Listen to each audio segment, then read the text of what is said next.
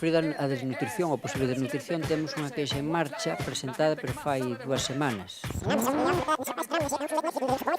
Referido a desnutrición ou posible desnutrición, temos unha queixa en marcha. Tengo hambre, mucha hambre, y no tengo chavo ni pa una sopa Campbell. Decir que os nenos galegos están desnutridos é un insulto. A xente pasa fame. Nenas que pasan fame. Pan para hoy y hambre para mañana. Y lo dejo parapléjico. Y después me voy de vacaciones a México. Bueno, nueva tragedia en el mar, como les decía y como seguro que ya saben a estas alturas. Un extraño accidente que tenía lugar esta pasada madrugada, en torno a las 3 de la mañana, un choque entre un mercante de 160 metros de eslora que chocaba, como decíamos, contra un arrastrero de 34 metros. El resultado final es que 5 marineros han muerto, 2 están desaparecidos. Cinco marineros han sobrevivido, 3 han resultado muertos y 2 están desaparecidos. Como decíamos, extraño suceso, por dónde se produjo, por las circunstancias del siniestro, del que vamos a tratar de hablar para tratar de averiguar qué pudo pasar a esa hora de la madrugada, muy cerquita de las CIES, en la ría de Vigo y en una zona en la que aparentemente no tenía por qué haber pasado lo que pasó. Nos acompañan esta noche Julio Alonso, patrón mayor de Vigo, muy buenas noches. Hola, buenas noches. Está también con nosotros Francisco Mosquera, práctico mayor del Puerto de A Coruña, muy buenas noches. Y Julio Douro, profesor de la Escuela de Náutica y Máquinas de la Universidad de A Coruña, muy buenas noches también. Bueno, para tener un poco todos los datos de esta nueva tragedia, todavía no nos habíamos recuperado de la que tenía lugar hace unos días en la costa de Asturias. Por cierto, un marinero sigue desaparecido de aquella tragedia. Esta viene a golpear otra vez a la familia de los marineros gallegos, así que nos vamos al plató informativos para que Uxía Rodríguez nos ayude a construir el relato de lo que pasaba esta madrugada en Vigo. Adelante, Uxía. Fernanda, pues como decías, nueva tragedia en el mar esta madrugada y muy cerca del puerto de Vigo. Un mercante dedicado al transporte de vehículos embestía a un pesquero en torno a las 3 menos cuarto. 5 tripulantes lograron sobrevivir, 3 marineros, 2 gallegos y un marroquí han fallecido y otros 2, un gallego y un ganés, están desaparecidos. Ya se ha abierto una investigación para aclarar el origen del choque. Estas son las 2 embarcaciones implicadas en la tragedia, como ven, de muy diferente tamaño. Por un lado tenemos al Baltic Breeze, un buque cochero con bandera de Singapur. Tiene 164 metros de eslora y capacidad para unos 3.200 vehículos. Por otro lado tenemos al pesquero Mar de Marín, un arrastrero de fondo con base en esa localidad pontevedresa. Tenía unos 27 metros de eslora, entró en servicio en 1989. El mercante entraba en la ría de Vigo hacia el puerto para cargar vehículos Citroën y el pesquero partía de esa misma ría. Volvía al caladero del Cantábrico Noroeste a faenar después de haber descargado las capturas. En torno a las 2:45 de la madrugada se produjo la colisión en la entrada sur de esa ría de Vigo. Parece ser que el carguero navegaba por su carril cuando el pesquero viró a babor. Un hecho por ahora inexplicable. El Baltic Breeze lo embistió, le dio al arrastrero por estribor en la zona de la bodega, lo arrastró durante unos segundos y en apenas unos minutos el Mar de Marín se hundió. Fue muy rápido, que venían muy asustados porque el impacto, al poco tiempo del impacto el barco zozobró, con motivo de la zozobra cayeron al agua y estos 5 consiguieron subirse a una balsa. Las balsas se soltaron automáticamente y los 5 supervivientes consiguieron subirse a una balsa. O sea, los otros ya se perdieron con la caída del mar. A los 10 tripulantes no les dio ni tiempo de ponerse los equipos de supervivencia. Solo 5 de ellos lograron meterse en una balsa y fueron rescatados por una embarcación de vigilancia aduanera, la primera en llegar a la zona. Esos 5 supervivientes son el patrón del pesquero, Francisco Javier Pazó de Marín, 3 tripulantes, Gonzalo Santiago Torres y Juan Ramón Santiago Torres, ambos de esa localidad, y Gumersindo Márquez Arias, también vecino de Pontevedra. Por último, logró salvarse un biólogo de Ferrol, Nicolás Mira. Era su 4ª salida al mar. Los fallecidos, cuyos cuerpos fueron recuperados esta mañana, son el segundo patrón, Alejandro García Castro, vecino de Barro, Carlos Santos Villar de Cangas, y el primer mecánico, Hassan Boudra, natural de Marruecos y vecino de Marín. La tripulación se completa con los 2 marineros todavía desaparecidos, Manuel Domínguez Mayo, también vecino de Marín, y Alexandre Enqueiz, original de Ghana. Yo estaba a dormir, estaba en el catre, sentí el topetazo y ya cuando puse los pies en el suelo ya estaba todo anegado el barco. Subimos arriba, estábamos todos en el puente y en nada, en cuestión de minutos se coló el barco. Se coló el barco, yo quedé abollado, conseguí acercarme a una balsa y 4 más de los compañeros. Todos los supervivientes están ya en sus casas. Hoy, sin duda, ha sido un día muy largo. Un equipo de psicólogos está junto a los familiares de los marineros del pesquero. Los cuerpos de los 3 fallecidos, rescatados por varios barcos del cerco esta misma madrugada, fueron trasladados al Hospital Nicolás Peña para la práctica de las autopsias. A estas horas ya están en los tanatorios. Mientras, la búsqueda de los 2 desaparecidos se ha suspendido hasta mañana a primera hora. Hoy las condiciones meteorológicas han dificultado mucho el trabajo. El pecio del mar de Marín está hundido a 56 metros. Los buzos de la Guardia Civil no han podido hoy acceder a hacer esa inmersión programada. Y mientras, el Baltic Breeze, que llegaba este mediodía al puerto de Vigo, sigue allí atracado.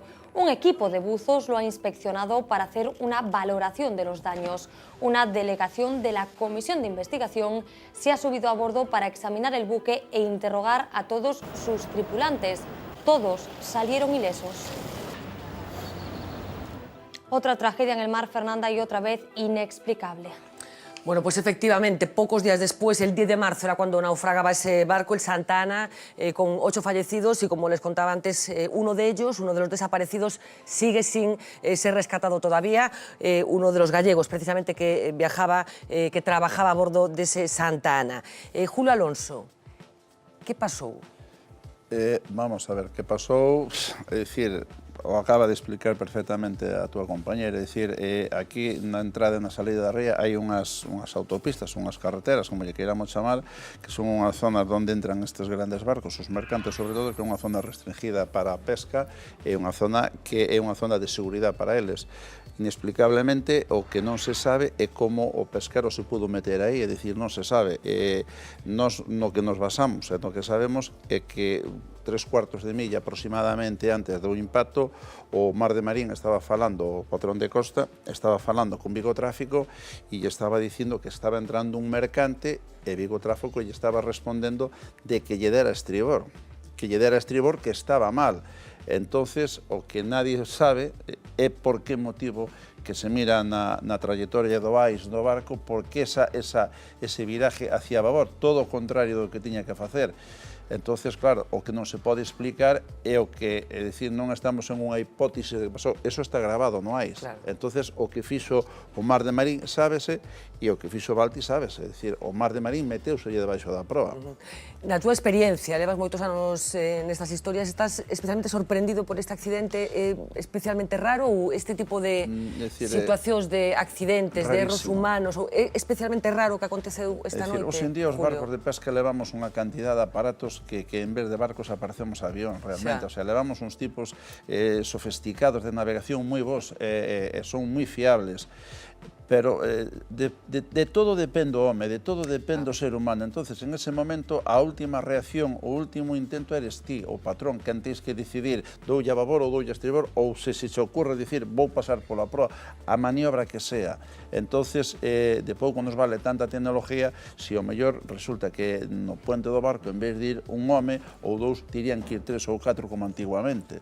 É dicir, eu son, personalmente, non son partidario dos pilotos automáticos. Eu no meu barco non o quero e, de feito, tiño saquenllo. É dicir, no puente do barco ten que ir sempre alguén que en un momento determinado, calquera unha maniobra que se che presente ou calquera historia, sesas tú quen de reaccionar e non estar pendiente dun aparato. É dicir, non hai, hoxe non foi un problema de visibilidade, un día estaba mal, era un día porco destes que chamamos, pero non hai problema. É dicir, un barco de 170 metros de eslora, tú nun radar, este barco como o Mar de Marín igual tiña 2 radares seguramente, a 40 ou 50 millas o detetas, pero non é ese o problema. Sabemos que falou co barco, é dicir, sabemos que o Mar de Marín falou con Vigo Tráfico, que me está entrando un mercante. E Vigo Tráfico dixo o que tiña que facer, fixo o contrario do que tiña que facer. Que pudo pasar? Pois eso, o que investiga, ou que está investigando o tema, podrá dicilo. Tamén é certo que este tipo de barcos teñen un alumbrado non moi, é dicir, é raro, porque son barcos enormes, son grandes muros, son barcos... Do mercante estamos falando, do mercante. É un mercante, pero non é o clásico mercante que che ten aqueles dous palos coa luz, co tope, o puente do medio pa popa. É un barco que ten o puente a proa en todo, e todo é un muro de 150 metros, as situacións as leva mismo na proa, non é como os outros que leva máis atrás. O sea, que a diferencia de tamaño pode ser que incluso que se encontrara con un muro de repente, que ao mellor digamos, en un momento dado que na maniobra tuvera unha equivocación de luces ou algo, pero eso é unha hipótese, nunca se sabrá realmente o que pasou. Botabas de menos que vaya máis xente da que vai o mando dese barco, digamos, porque coincide, como decía, que o pasado de marzo tiña lugar outra traxedia no mar, neste caso nas costas asturianas, ese Santa Ana, que tamén foi un accidente raro, non? Sí, o Santa Ana, efectivamente, tamén é un accidente extraño, un barco que sale de Porto, un barco que sale, a tripulación ven de fin de semana, e vas a faenar, teis 4 ou 5 ou 6 horas de ruta, non sei no caladero que estarían traballando, pero claro, o básico, o normal, hoxe en día, prevalece o que prevalece, é dicir, as dotacións dos barcos cada vez son menos. Entonces, o normal, pois, piloto automático, vai o costa no puente, ao mellor vai pois o cociñeiro de máquinas con el e van 2 homes, e eu penso personalmente, é un tema moi personal meu, que é moi pouca xente. Un barco en un momento dado, en unha maniobra extrema, en un caso, non é igual 6 ollos que 2, é dicir, hai que maniobrar rápido, e os que andamos ao mar sabemos do que falamos, é dicir, unha maniobra, que faz? O sea, en ese momento sempre teis alguén que, ao mellor, podes ter un error, somos humanos, é dicir, tú vas no coche conducindo, tens un error... Que yo digan o conductor do tren de Angrois, por exemplo. Pasou pola farola, pero se realmente vas en un barco ou vas en un avión, tens un error en esas décimas de segundo, te levache por diante a 5 familias, a 6 ou a 10. Sí, mira o accidente de Angrois, non, do tren, por exemplo. Por moito que se diga, plan de investigación, plan de tal, hombre, todos sabemos que o condutor iba a exceso de velocidade. Por moito que se fora a velocidade que lle correspondía, non houbera pasado. E se houberan ido 2 na cabina ou 3, lle diría outro, oye, que te estás pasando, frena. Entonces, basicamente, eu penso personalmente, de que temos que ir pensando moitas veces en non querer andar tanto coa tecnología e andar máis co de antes. 3, 4 homes a bordo dun puente dun barco. Diego Pérez, moi buenas noches. Buenas noches, Fernanda. Bueno, delegado de La Voz en Vigo, me consta que llevas muchas horas al frente del timón. Bueno, ¿cómo se enterabais en La Voz, Diego, de este accidente en Vigo mismo? ¿Cómo fue un poco la sucesión de los hechos? Pues la verdad es que si el suceso se inició a las 3 menos cuarto, nosotros tardamos algún tiempo en enterarnos, ya fue a las 6 de la mañana o así, y pusimos toda la maquinaria informativa en marcha, claro. ¿Qué es lo que estoy hablando aquí con Julio Alonso, de lo extraño, de las cosas raras que tiene este accidente? A ti, que estás acostumbrado a cubrir accidentes que han podido producirse en el entorno de la Ría de Vigo, ¿qué te sorprende de todo esto? No, o sea, no, el patrón mayor lo estaba escuchando y lo ha contado muy bien. Lo más sorprendente del asunto es por qué el barco, si recibe una advertencia de Capitanía Marítima, no cambia de rumbo y no vira a estribor, ¿no? Eso es lo más sorprendente del caso, porque si tú ves un barco de ese tamaño, un mercante como el que se le venía encima, pues lo normal es que gires. ¿Por qué hizo esa maniobra extraña y vira a babor? Pues es lo que todos nos preguntamos a estas horas de la noche. ¿Cómo están yendo, o supongo que están seguros suspendidas esas maniobras de rescate de las personas que permanecen desaparecidas todavía? Un poco ¿cuál es el plan, Diego? ¿Cuándo va a empezar la búsqueda otra vez? Pues la idea es reanudar la búsqueda mañana mismo, porque por desgracia al anochecer y el estado de la mar no permitían continuar esas labores de búsqueda, pero vamos, mañana por la mañana volverán a intentar localizar los dos marineros que faltan. Bueno, pues queríamos simplemente un apunte con Diego Pérez, delegado de La Voz de Galicia en Vigo, que suponemos muy atareado para que mañana los lectores de La Voz puedan enterarse y leer todos los detalles de esta nueva tragedia que tenía lugar en el mar muy cerquita de Vigo. Gracias, Diego, un beso. Gracias a vosotros. Bueno, Francisco, bajo tu punto de vista y tu experiencia, ¿qué es lo más sorprendente de este accidente que tenía lugar esta madrugada?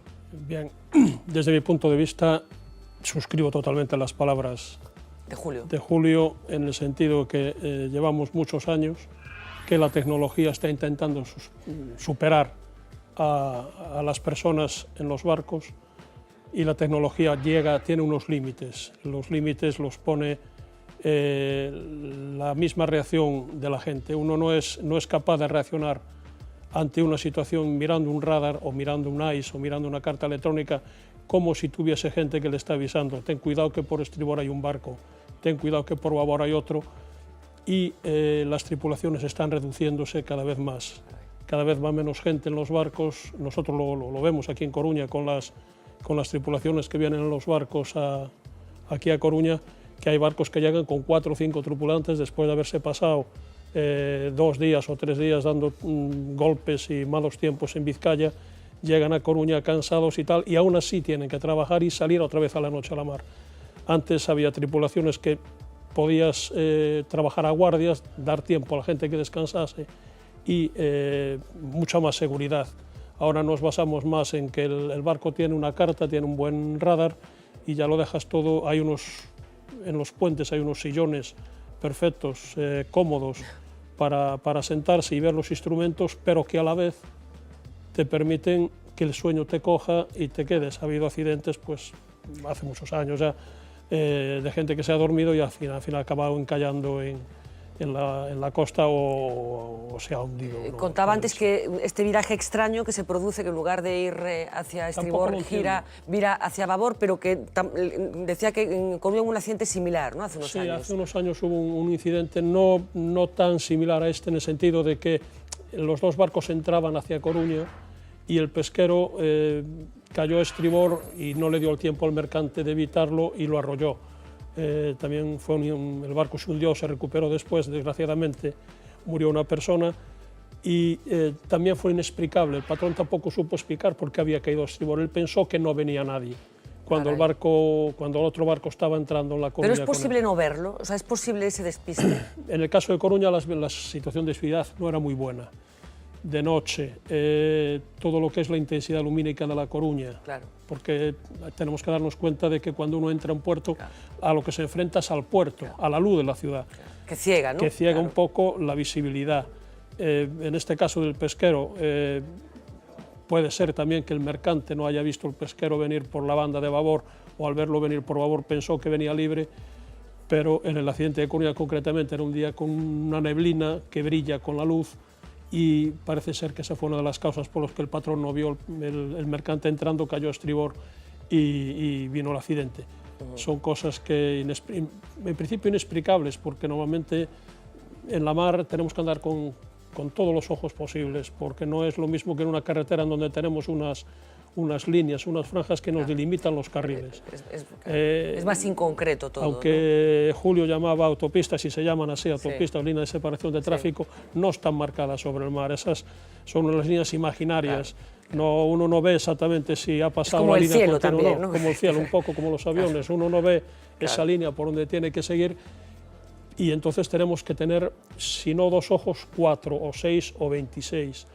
Las tripulaciones, en mi opinión, y vuelvo a suscribir lo de Julio, tendrían que aumentarse. Es quizás predicar un poco en el desierto, porque la tecnología y la vida nos lleva a que las máquinas, a depender más de las máquinas y sustituyen al ser humano, y al final pues sucederán pues accidentes o quizás no, pero se está viendo que los accidentes, si nos fiamos de la tecnología, al final acaban ocurriendo. Vamos a seguir hablando, pero como les decía, desde muy tempranito esta mañana los equipos de VTelevisión estaban en la zona de Vigo tratando de cubrir informativamente todo lo que estaba pasando.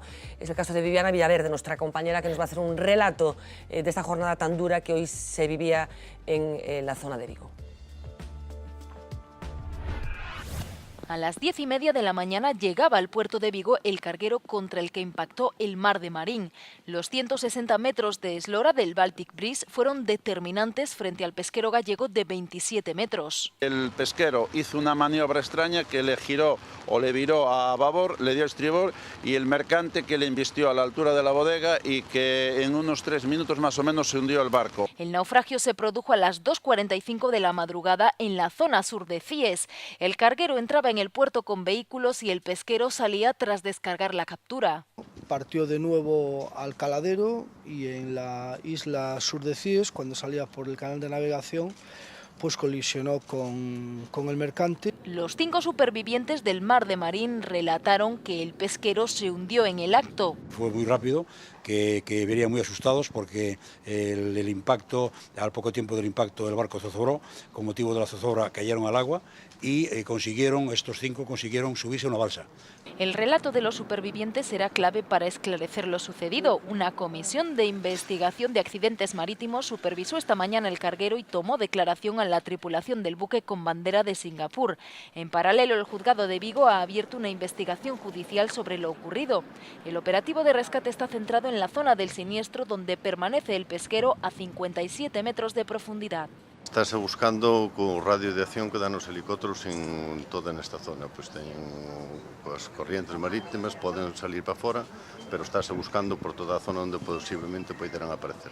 En las dependencias de la autoridad portuaria se instaló la base de información a los familiares de las víctimas. Emergencias movilizó a un equipo de psicólogos para atender y asesorar a los allegados. Se les informa un poco de lo que van a vivir a posteriori.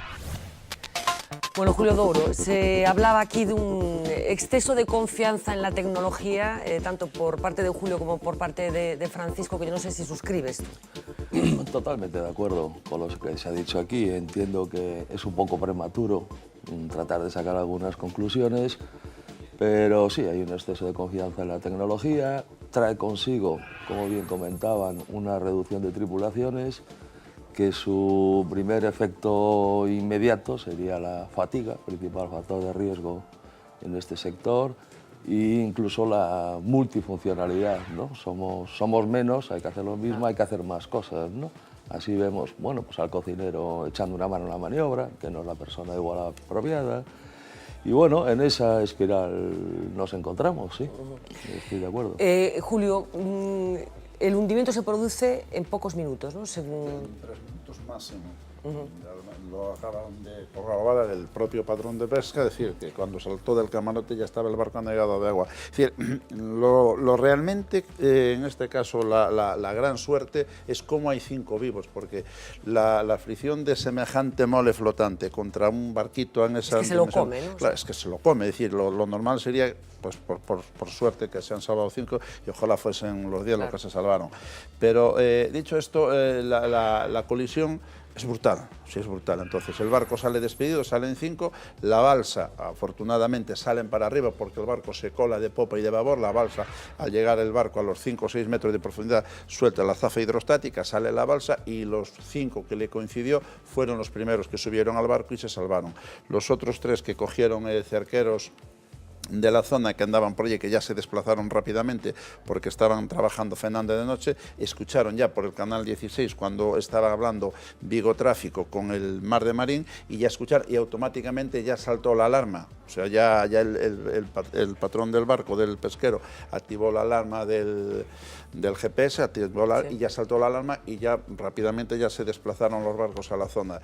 Curiosamente es una zona de muchísima corriente y los cadáveres que encontraron, el Colomba III, el Magú y el Tribal, ya los cogieron de medio de la ría hacia el norte, es decir, calculándole yo le calculo casi 4 millas náuticas. En poco tiempo, relativamente. En muy poco tiempo, es decir, aquí estamos jugando, si nos recordamos hace pocos años, en un autobús que cayó en el río Duero.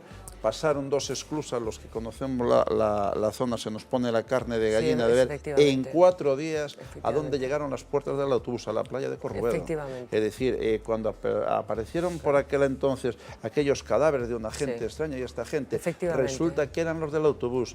Y te puedo decir, bajaron 2 esclusas del río Duero, entraron en el mar y esas grandes corrientes marinas que van por abajo, que son como ríos, que llevan una velocidad impresionante, ¿a dónde llegaron? Con lo cual, y perdona que siga, a mí lo que bajen al barco en 57 metros, con todos mis respetos, me parece que no es la cosa más... Porque no van a estar en el barco. Déjame que atendamos un momento a Javier Pazó San Jorge. Muy buenas noches. Hola, buenas noches. Bueno, patrón del Mar de Marín, primero, ¿cómo se encuentra? Pues bastante cansado, agotado y moralmente deshecho. Está a punto de entrar en el tanatorio, me dicen mis compañeros, ¿es así? No, vengo del tanatorio. Voy ahora para casa, estoy llegando a casa. Estamos hablando, creo, a través del teléfono de su mujer, porque su teléfono móvil, bueno, creo que se quedó en el barco, ¿no? Sí, está en el barco, sí. Francisco Javier, a ver, ¿qué recuerda? ¿Qué es lo último que recuerda? ¿Cómo fueron esos instantes? Habían salido de puerto no hacía mucho tiempo, de descargar. ¿Cómo fueron esos últimos minutos antes del naufragio? Bueno, pues salimos del Berbés, rumbo a los caladeros de Silleiro, y le puse a donde había que ir, al patrón de costa. Yo me acosté, que me levanto a las 7:30 de la mañana. Él iba de guardia con el segundo de máquinas, que siempre está con él arriba, haciéndole compañía cuando vamos por la ría. Y yo sentí el topetazo cuando colisionó el mercante ese, y ya me levanté y ya me daba el agua por la cintura. Ya abrió la bodega de cuajo. Ya se anegó todo el barco, la gente ya estaba subiendo para arriba a todo correr. Yo detrás, llegué arriba, le dije qué pasó, el patrón Costa dijo que colisionamos, apreté el botón del distress del VHF, ¿no?, de llamada selectiva, y saqué los trajes de supervivencia porque los chalecos nadie los cogió abajo, estaba todo anegado. Y dije, poneros los trajes, y ahí empezamos a poner el que pudo, pero el barco en 2 minutos ya se coló. A mí me cogió con el traje metido por la mitad. Ya fue muy rápido. ¿Consiguieron acceder a las balsas con rapidez o cómo fue? No. Nos absorbió lo que es el remolino, fuimos yo por lo menos 2 kilómetros que bajé para abajo. Luego me arrió, me soltó, subí para arriba, y la balsa aún quedaba lejos. Fui nadando como pude, alcancé una, estaba dada la vuelta, había un marinero allí, me ayudó a darle la vuelta, subió el marinero, me ayudó a subir a mí, que yo tenía el traje todo encharcado de agua, con muchísimo peso, no era capaz de subir, y luego ya encontramos al biólogo, lo subimos, luego al contramaestre, y luego al cocinero, que fue el que más trabajo dio de meterlo, que estaba en shock, y no ayudaba nada para poderlo meter. Y al poco tiempo ya llegó la patrullera de aduanas. Y a todo esto, Francisco, oscuridad, bastante oscuridad, supongo, todo esto, ¿no? Sí, lluvia, viento, mar, había de todo. Estaba bastante malo el tiempo, la verdad. En esos minutos, segundos que nos cuenta que fue absorbido, abducido, digamos, por el mar, ¿qué pensaba, Francisco? Nada, que me estaba muriendo ya. Lo único que pensaba en mi madre, nada, prácticamente. Ya decía adiós, estaba mamá por dentro, y punto. Y cuando subí para arriba, pues miré la balsa, intentar llegar a ella, y nada, fui, gracias a Dios, conseguí subir. Aquí nos explica muy bien qué pudo pasar, que el barco virara en el sentido contrario en el que estaba recibiendo las indicaciones. ¿Usted se explica qué pudo pasar? Pues la verdad es que no. Yo lo único que sé que tenía el mercante colisiona por la banda de estribor. Y no miré el plotter ni nada, porque al poco tiempo estar arriba ya se nos fue la corriente, se nos fue todo, y el patrón de costa ya no me pudo decir nada porque ya se iba el barco para abajo. Ya no, es que no tuve prácticamente contacto con el costa, no hablamos de nada, no dio tiempo a nada, entonces realmente no sé lo que pasó, no sé lo que pasó. Yo no sé, Francisco Javier, si es la primera vez que tiene la mala suerte de sufrir un naufragio como el de esta noche. Sí, la primera, y espero que la última. ¿Dice la última porque quiere dejar el mar? No, el mar es mi oficio y si Dios lo quiere seguiré yendo, pero espero que no me vuelva a pasar algo así. Todos lo esperamos. Hablamos aquí también de que en estos momentos hay un exceso de confianza en la tecnología, en barcos como en el que usted trabajaba. ¿Qué le parece? Yo pienso que los patrones de nosotros, los que nos dedicamos a la pesca, no, yo por ejemplo a todos los patrones nuevos que han andado conmigo les enseño a entrar a la costa por distancias con el radar a la costa, no nos dedicamos a ir por la rayita en el plotter, porque los plotters fallan, los GPS también. Entramos como antiguamente se hacía, pones, por ejemplo, a Cabo Sillero a 1,5 millas, vas corriendo el Sarillo hasta coger las enfilaciones, y prácticamente la mayor parte de los patrones del litoral hacemos así. No nos fiamos mucho de los GPS ni plotters. Francisco, este es un ejemplo de que el mar no es ninguna broma, supongo, ¿no? No, desde luego que no. Desde ahí, el que diga que es de broma el mar está totalmente equivocado. Pues Francisco Javier Pazó San Jorge, de verdad, muchísimas gracias por atendernos en directo esta noche. Enhorabuena por haber tenido tanta suerte y estaremos pendientes de a ver qué pasa con esos compañeros que todavía están desaparecidos. Muchísimas gracias y muy buenas noches, de verdad, que descanse usted bien. Gracias, muchas gracias. Buenas noches. Bueno, yo no sé si os ha sorprendido algo de lo que nos ha contado Francisco. Pues no, yo realmente lo que acaba de hablar el patrón de pesca del barco es lo que yo prácticamente vengo hablando todo el día, es decir, está ahí, es decir, yo no voy a jugar ni nada, vamos a jugar lo que pasó. El que sabe realmente la maniobra es el Costa y desgraciadamente no puede contarlo. El propio patrón del barco no sabe lo que pasó. Él sí acaba de decir ahora lo que verifica lo que hemos dicho, es decir, él vio el barco por estribor, es decir, el barco le giró en la proa. Eso es una cosa rarísima, rarísima. Entonces yo ahí pues sigo pensando lo que hablaba el capitán marítimo de Coruña, es decir, personalmente, yo personalmente considero que poca gente en los puentes, es decir, en un momento dado, aunque vayan dos de guardia, pues uno mejor baja abajo, otro está aquí, poca gente en un barco, aunque el Mar de Marín era un arrastrero aquí del litoral, es un barco de casi 30 metros de eslora, es un barco que entras en la ría y date cuenta que nosotros en las rías, cuando estamos trabajando, hay muchos barcos, es decir, si vamos al tema de tripulación, un cerquero normal de los que tenemos en la ría de Vigo, barcos de 16, 18, 20 metros, 10, 12 hombres a bordo del barco. 10, 12 hombres en un barco, y van normalmente 3 en el puente, cerquero van 3 en el puente. En un barco de estos del litoral andan con 10 hombres, y es doble barco y doble trabajo, y el cerquero te sale a media tarde y te entra de noche ya, es decir, trabaja muchísimas menos horas.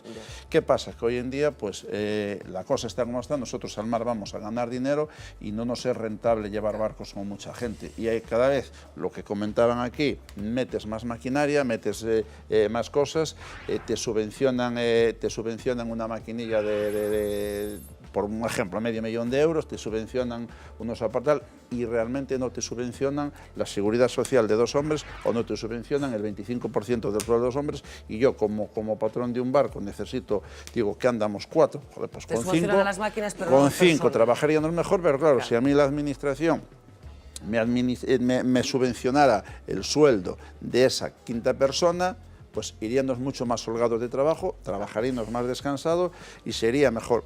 ¿Que es culpa de la administración? Pues mira, a lo mejor es culpa nuestra. A lo mejor resulta que hemos llegado nosotros solos a este embudo que hemos llegado, y nos estaremos dando cuenta, o intentaremos de darnos cuenta, a lo mejor cuando sea demasiado tarde.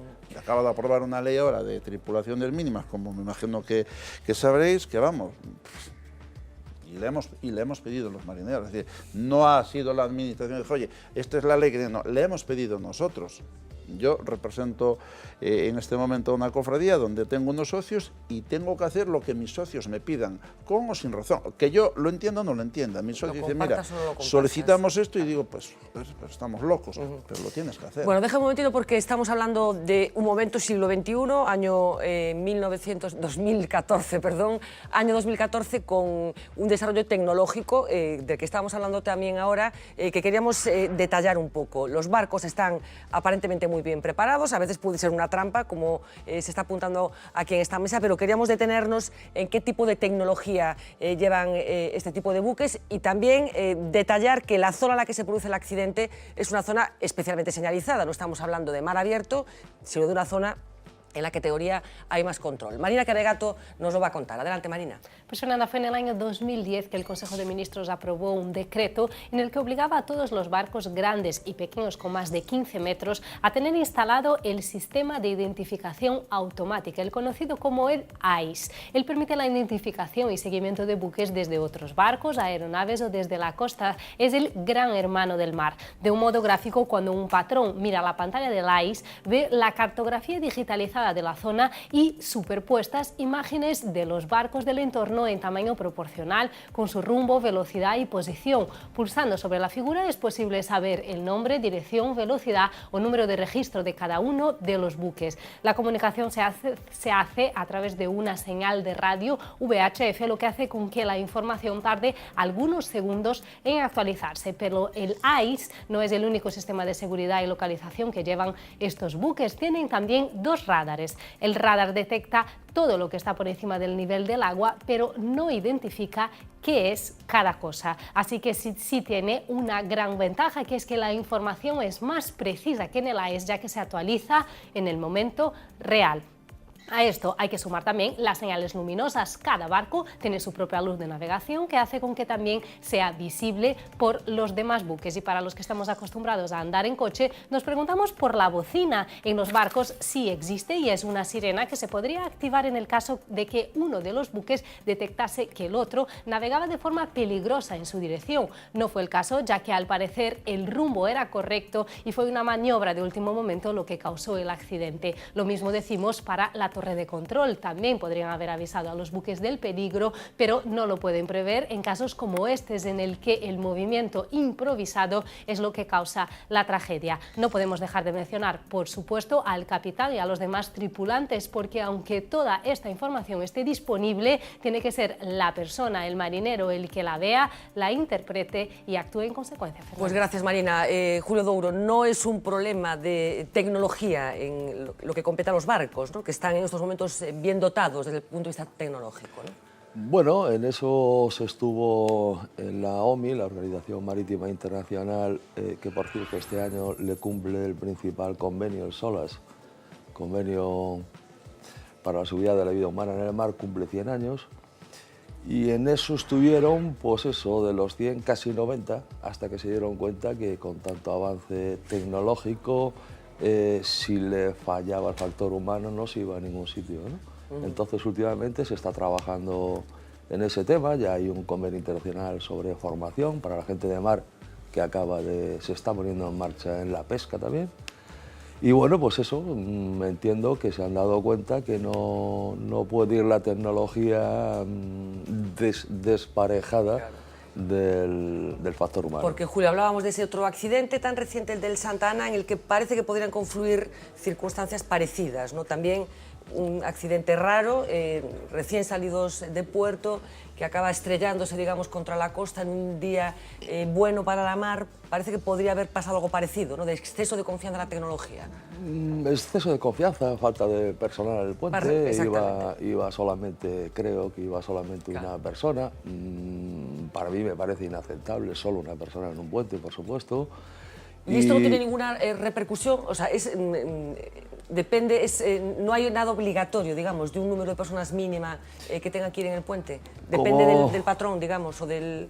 Como bien cuenta el compañero, son los propios armadores los que están solicitando esas reducciones de tripulación. ¿Qué quiere que le diga? Y todo queda dicho así. Aparte de que se me fue. Yo no sé lo que no, pero quiero decir que igual que, por ejemplo, en otros medios de transporte, estoy pensando en los autobuses, bueno, pues es obligatorio que vayan dos conductores, que se vayan turnando. No hay una legislación específica para esto. Bueno, sí, los barcos tienen una tripulación mínima. Es decir, este barco tiene que llevar un patrón de pesca, un patrón de costa, un jefe de máquinas o un mayor de máquina, no sé la potencia del barco según la potencia del motor, y luego, pues, con un contramestre y un marinero te llega a decir, este barco, que es lo que yo te comentaba antes, un barco de casi 30 metros de lora, con 10 hombres o con 9 hombres posiblemente despache, muy posiblemente, con la ley en la mano. Otra cosa es que tú seas capaz de trabajar con esa gente, sí que trabajas. ¿Qué pasa? Que tú entras a la 1 de la mañana, descargas, sales para la mar para empezar a cenar a las 7:30 de la mañana, por lo que acaba de hablar el patrón de pesca. Entonces, claro, los horarios, los descansos se llevan de aquella manera. Es decir, sea, no es que es lo que hay. El problema que es lo de siempre, es decir, hoy en día salir con un barco a la mar, tal y como están los gastos y los precios que tenemos, por desgracia, del pescado, que hay muchos barcos amarrados porque ya no son rentables, tenemos unas competencias que nos llega el pescado de toda la parte del mundo, nos llega de aquí, y el que tiene un barco, un armador, tenemos un barco, yo tengo que defender mi barco. Entonces, claro, si yo tengo que sobrevivir con competir, 4 marineros, claro, a lo mejor no puedo. Entonces, ¿de dónde le saco? Le tendré que sacar a la achicando costes para tratar de ser competitivos con todos. Por eso lo que yo decía, que a lo mejor nosotros lo que tendríamos que plantearnos en un futuro, y espero que no muy lejano, plantear que en vez de subvencionar tanta maquinaria, subvencionar tanto I más D más I, subvencionar a la gente. Es decir, si te cuesta un marinero 1.500 euros al mes, pues decir, bueno, pues que la administración te subvencione un porcentaje. 1.500 marineros, 1.500 euros, no, pero es un sueldo real lo que se puede estar cobrando en esas características. No, porque realmente hoy en día prácticamente toda la flota trabajamos con retribución a la parte y va en función a lo que pesques y a lo que ganas. Es decir, tú te puedes venir con una marea para tierra y vienes contento porque traes el barco con buena pesca y has llegado al puerto y has vendido la caja de chinche, por ejemplo, a 1,5 € o así, y dices, pues no haces lo que pensabas. Resulta que hace 4 días, o en la anterior marea, fue a 4 euros. Es un ejemplo, es decir, tú sacas un porcentaje, depende, cada puerto o cada armador tiene su porcentaje, hay quien anda al 50%, hay quien anda al 60-40, hay quien anda al 70-30, va en función al contrato que tú tengas con la gente que lleves a bordo. Si ahí no hay un sueldo fijo, tú tienes aquí un sueldo fijo, no hay un convenio como sea, es diferente. Lo peor de toda esta historia, lógicamente, es la pérdida de vidas humanas. Estamos hablando de 3 muertos y 2 desaparecidos. Bueno, pues hoy había conmoción, lógicamente, entre los familiares de todos ellos. El del Mar de Marín es el último eslabón de una cadena de tragedias que se han llevado por delante solo en los últimos 10 años la vida de casi un centenar de marineros vinculados a Galicia. Nos ubicamos hace una década, el 2 de junio del 2004, en las Islas Isargas. El pesquero de Cambados o Bahía se iba a pique con toda su tripulación a bordo. 10 marineros, ninguno sobrevivió. 22 de febrero del 2005, el volantero siempre casina con base en Burela naufraga al no ser capaz de desaguar un tren de olas. 6 muertos, 2 desaparecidos y un solo superviviente. Un congelador en aguas de Namibia y el nuevo Armadorín sumaron 6 víctimas más los 2 años siguientes. El 2008 fue un año trágico. 7 de enero, 2 marineros se ahogan en una lancha en Ovicedo. 15 de enero, un fuerte temporal hunde a 20 millas de Cabo Prior a un arrastrero, el Cordero, con base en Ribeira y dejando 5 muertos. El 5 de diciembre naufraga a 43 kilómetros de la costa de Burela el Rosamar, mientras sus 13 tripulantes capturaban Jurel. Solo 5 sobrevivieron. El Nueva Luz, el Ricky, el Serviola, el Ficha Segundo, el Rellino Jesús. Todos ellos con al menos una víctima en los últimos 5 años. Y no se ha cumplido un mes del pasado 10 de marzo, cuando el Santa Ana conmovía la localidad de Muros, donde siguen pendientes de que aparezca uno de los 8 fallecidos. Bueno, pues 100 gallegos muertos, 100 marineros gallegos muertos en los últimos 10 años en actividades relacionadas con la pesca. Queríamos recuperar un testimonio que nos conmovía a todos hace unos pocos días, precisamente coincidiendo con las protestas de la flota del cerco. Una persona que nos acompañaba aquí en esta mesa y que sufría un naufragio hace unos cuantos años. Lo recordaba de esta manera. Removese todos os días, pero cando escoitas unha noticia así, pois empezas a recordar todo. Empezas a lembrar como te sentiches, como estabas, momentos no hospital, momentos de euforia, de ver a xente que te van a abrazar. Empezas a recordar todo outra vez. Aquí no mar non se olvida nada. De noite, teño noites de chorar, teño noites de despertar ás 4 da mañán, días de non ir ao mar, vir pasear, estarme lembrando das cousas. Eso está sempre aquí dentro. Eso non hai Dios que cho quite de dentro. Que pasou? Ainda estou hoxe por saber o que pasou. Era de noite, nos embisteu unha ola no barco, se encheu o barco de agua nun costado, o barco escorou, a cuestión da escora, pois o barco se afundeu. Foi todo en cuestión de, non foron ni minutos, foron cuestión de nada, 10 segundos, 15 segundos, todos se tiraron ao mar, menos eu que eu estaba no puente. Eu fui o máis complicado que non. Eu estaba dentro dun puente, co barco boca abaixo, salín para arriba por suerte. Estou aquí por suerte. A xente di que, bueno, que o mar que é moi jodido, é a verdade que é moi jodido, pero, bueno, ten unha de boas que é unha morte dulce, non?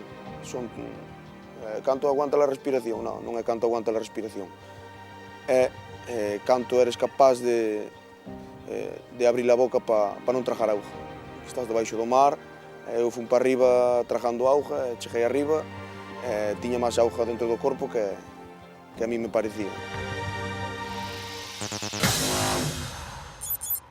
Bueno, un testimonio que cada vez que lo escuchamos siempre nos conmueve porque nos pone delante del riesgo que comporta una actividad como la pesca, que muchas veces consideramos que es una más, no nos planteamos de dónde viene ese pescado que cada día compramos en la pescadería. Francisco Mosquera, supongo que un accidente, un naufragio como el que esta madrugada tenía lugar en Vigo, conmueve siempre, bueno, pues en su caso práctico mayor del puerto de A Coruña. Bueno, ¿cómo se vive en un puerto como el de A Coruña un naufragio como el que tenía lugar en Vigo? Como cualquier marino que ha pasado pues media vida en la mar, sientes que hay accidentes, sientes que la cosa suceda y te replanteas muchas veces después, en los próximos días, como nos ha pasado a veces, en las siguientes maniobras, los siguientes barcos que entran en Coruña, entrar con 4 ojos, mirar más, preocuparte más. Después la rutina misma te vuelve a llevar al mismo sitio de la que partimos, pero los primeros días después de un accidente de estos te preocupas más de quién sale, quién entra, si tienes al pesquero, si viene el mercante, si te ves, si no te vieron. Vuelvo a decir después, un poco el tiempo nos va calmando, pero se siente bastante las cosas que pasan, ya sea aquí, ya sea en otro lado del mundo. No hay que confiarse, supongo, nunca con el mar. Nunca te confías. Lo decía el tripulante que una ola te da un golpe. Este invierno hemos pasado muy mal tiempo ya en la costa norte, en la costa sur de Galicia. No hemos podido, digamos, ni pasar un día de decir, bueno, pues hoy trabajo tranquilo, salgo a la mar con tranquilidad, porque teníamos olas de 4, 5, 6 y más metros.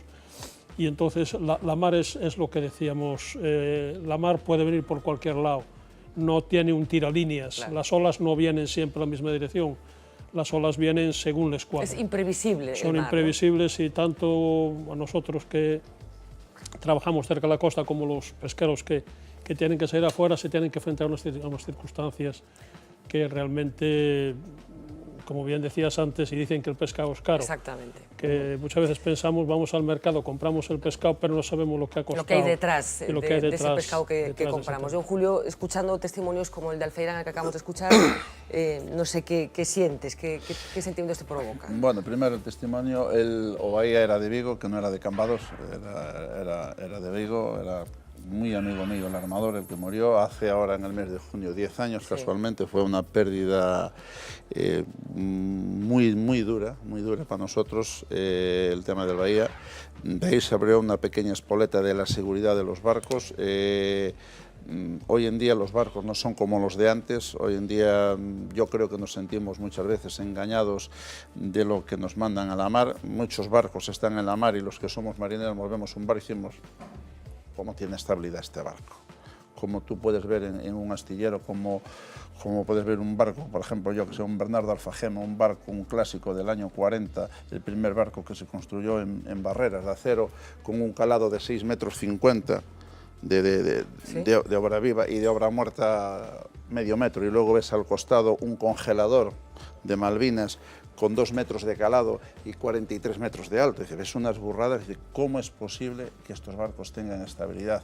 Pues el problema es que los barcos de hoy no son como los de antes, que nada tiene que ver con el accidente. Eso es un tema totalmente aparte, pero lo del Siempre Casina, el Isurus o Bahía, todos esos barcos que en la última década se han hundido, el 94,5% fueron todos barcos modernos, barcos de acero, barcos que supuestamente habían pasado todas las pruebas de estabilidad, pero que un golpe de mar se los comió.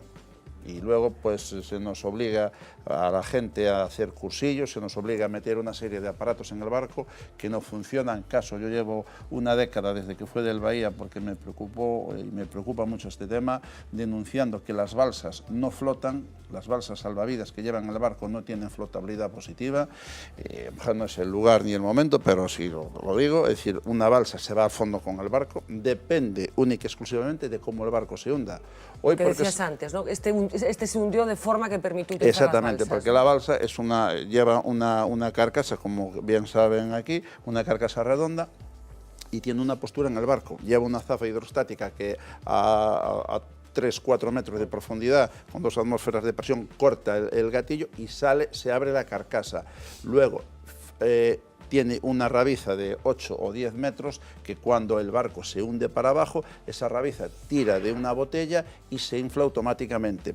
Entonces, la casuística de los hundimientos es muy rara. Cuando el barco se pone cara al sol, como le llamamos nosotros, la balsa da vuelta dentro del barco. Entonces, la balsa, curiosamente, por debajo lleva unos agujeritos para la condensación. Y por esos agujeritos sale todo el aire que tiene dentro de la balsa, se llena de agua y es como cuando coges una botella y la metes en el agua poquito a poco, la llenas de agua y se hunde. Entonces, una vez que el barco se va a pique, la zafa hidrostática suelta la carcasa, pero como está llena de agua y no tiene flotabilidad positiva porque es un cascarón de poliéster, se va con el barco para abajo. Y eso lo tenemos, es obligatorio por ley, pero claro, ¿quién le pone ahora el cascabel al gato de decir que una empresa como Duarre, cualquier empresa, tenga que cambiar los millones de balsas que hay en el mundo entero? Bueno, muchas cosas de las que hablar, de verdad. Un auténtico placer que nos hayan acompañado esta noche, que nos hayan entendido a comprender qué pudo pasar esta madrugada en la ría de Vigo. Lo cierto es que la tragedia vuelve a estar asociada al mundo del mar, al mundo de la pesca, y es lamentable que sigamos contando estas historias. Gracias, Julio, gracias, Francisco, gracias, Julio. Vamos a hacer una pequeñita pausa de publicidad. Enseguida volvemos para hablar de otros asuntos del día, que hoy ha venido caliente. Hasta ahora. Referido a desnutrición ou posible desnutrición, temos unha queixa en marcha presentada pero fai 2 semanas. Referido a desnutrición ou posible desnutrición, temos unha queixa en marcha. Tengo hambre, mucha hambre, y no tengo chavo ni pa una sopa Campbell. Decir que os nenos galegos están desnutridos é un insulto. A xente pasa fame. Nenas que pasan fame. Un pan para hoy y hambre para mañana. Y los dejo parapléjico y después me voy de vacaciones a México.